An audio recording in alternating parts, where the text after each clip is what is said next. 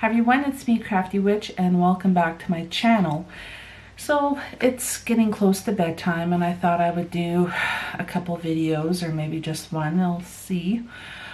But for those of us in the Northern Hemisphere, it's getting close to that time of year where it's fall and it's going to be winter soon enough. Probably will be here before we know it. So it just brought up some memories of living at the farm with Mom and when my kids were little, and just some of the things that we used to do around this time of year. We would actually begin our winter preparations towards the end of July, the beginning of August. And where we lived, it was really old school. And not a lot of people live like that anymore.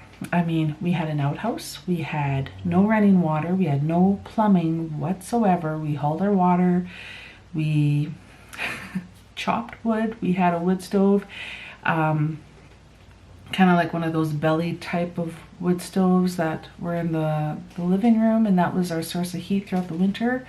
So what we would do in beginning of August, we had a neighbor that would sell wood, chopped split wood, and we would buy what is called like a cord of wood. It's kind of like a truck full of wood, and we would alternate buying this wood. So like, you know, maybe one at the beginning of the month, maybe my mom would buy a load of wood, and then the middle of the month I would buy maybe a couple loads or whatever. And so we would just alternate like that. Or if she wasn't living there at the time, then I would just stockpile the wood, or if I wasn't there and she was there, she would just stockpile the wood. And we would start that in summer. And we would stockpile wood all the way through to October. Usually we would try to have our wood supply completely intact or whatever by the beginning of October, no later than the middle of October. Sometimes, because where we live in the middle of Canada, out here on the prairies, our winters can sneak up on you quicker than you can blink an eye, and they're usually pretty darn cold. So we would need to make sure we had enough wood for heat to last us all the way through the spring. And so we would stockpile this massive amount of wood, and gosh, we had to stockpile other things as well. You know, things like medications and canned food and dry food items, things like toilet paper, pet food, cat litter, those kinds of things. And why would we do that? Well, because we lived out in the country, and if we ever got snowstorms, sometimes the RM wouldn't send out the snowplow for 2 to 3 days. So if you were snowed in, you were essentially trapped at your farm or wherever you were at, unless you happen to have the kind of equipment where you can maybe plow your own roads or whatever and maybe get out to the highway. We didn't have that. So if we got snowed in, we were snowed in. So we needed to make sure we had all of our supplies, because like my mom, she had a stroke and things like that. She needed to have medication.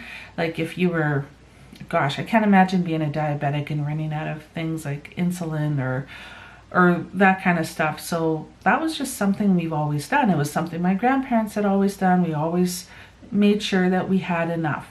My grandmother used to do a lot of canning, as did my stepmom.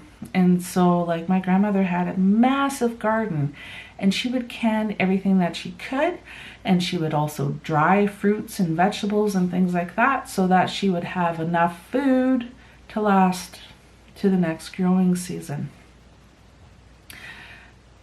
In addition to kind of the mundane life, day-to-day things that we needed to do in order to prepare for the upcoming winter, we would also check our magical supplies. So our bark and our different types of barks and resins and different types of herbs and flowers and plant material and whatever our magical supplies are, we would do an inventory of that so that we knew what we were short on, what we needed to replenish, what we were completely out of, what we needed to go and either buy, trade for, exchange with somebody, or order, or whatever the case might be. the last thing that we ever wanted to do was be in an emergency situation where we needed something, and let's say we had no other substitute for it, and then you find out due to your own negligence and being careless that you don't have enough to last you, or you ran out. And what if you were, you know, somebody called you to, I don't know, go do some kind of healing ceremony, or whatever the case might be. Use your imagination. And you're like, yeah, sure, I'll get my stuff ready. And you go to get whatever kind of medicine or herb or plant material, whatever it was that you needed, and you find out you have nothing. Maybe you used it all up and you didn't replenish, and then that's from your own negligence. So to avoid being in that kind of situation, we would do twice annual, usually in the fall and in the spring, an inventory of where things are at. We would start planning, like I said, for winter during the summertime. So if we know that we're low on sage, we would make sure we went and picked sage. And we would dry it so that it would last throughout the winter, the colder months. And then we would store that away and make sure that we have enough to last us until the next growing season. So things like that, like being able to think ahead and prepare further down the road. And I think that's kind of a trait that not a lot of people have anymore, because it is so easy to hop on your computer and order something from Amazon or eBay or from any, like there's hundreds if not thousands of metaphysical online shops all over the world, and you can order myrrh, frankincense, or like this. I got little rosebuds that I ordered from Amazon. You know, those are, it's so much more easier now, especially for people like me that live in small towns and rural communities, to be able to order things and have it delivered right to our door. That is something that my grandparents never had the luxury of, and even my mom, she didn't do that. I mean, there was times that if we went to a metaphysical store, or we used to go to this Asian import food store and get some of our herbs like asafoetida, we'd get there for very cheap, and it was like good quality stuff, and we would stockpile asafoetida. Like, we would buy up everything because it comes in a powdered form as well as what we call a rock form. It's like the solid brown chunk of it. And we would literally, all the asafoetida that they had on their shelves, we would like take it all and go pay for it. And I remember the one guy was like, "Are you guys having like an asafoetida party?" And we're kind of like, "Yeah, something like that." And I still have that. A lot of that stuff from way back in the day when my mom was still alive. But while it's easy to be able to just go and order stuff online, and it's handy, and you know, because of it, I mean, we do have access to resins and herbs that we would never have access to. Like, you think about like frankincense and myrrh, I mean, things that come from like the Middle East and like overseas, where, you know, those things aren't native to North America, like where I'm from. So like, either somebody would have to go buy it and you trade with them, or whatever. Like, I know my grandfather used to trade with people from British Columbia for asafoetida. And I think I had done a video many years ago about that story. But anyway, it's just, it's so much easier now to be able to access things. So a lot of people don't feel the need to have to stockpile, because it's like they could just order it online. But I think it's still prudent, if you will, to do an inventory at least twice a year. See what you're low on, see what you need to replenish. You know, it's also a good time to see, you know, making sure like your supplies are still in good condition. You know, you don't want any little pests or anything in there.